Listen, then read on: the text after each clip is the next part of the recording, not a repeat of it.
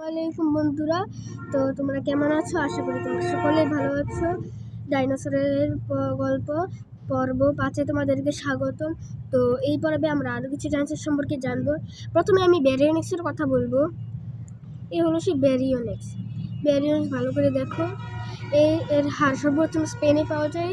তাই এই হলো স্পেনের ডাইনোসর। এরা মাছ শিকার করে খেয়ে বেঁচে থাকতো।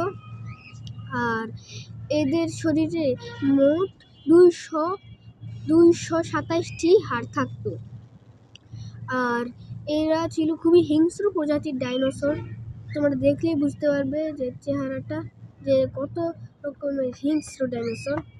তো আমি পরে বলবো ব্রাকিওসোরাস হলো এমন একটি ডাইনোসর যা বলতে গেলে সব আমেরিকান, হলিউড, টলিউড যত রকমের ডাইনোসর ছবি আছে সব জায়গাতেই দেখানো হয়। আর এরা সর্বপ্রথম আমেরিকাতে পাওয়া যায়। এরা হলো শাকাহারী ডাইনোসর। পরে আমরা জানবো ব্রন্টোসোরাসের কথা। এই হলো সেই ব্রন্টোসোরাস।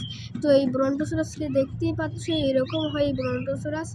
আর এরাও শাকাহারী ডাইনোসর। এর হাড় সর্বপ্রথম আমেরিকাতে পাওয়া যায়। তো আজকের এই ভিডিও এতটুকুই থাক।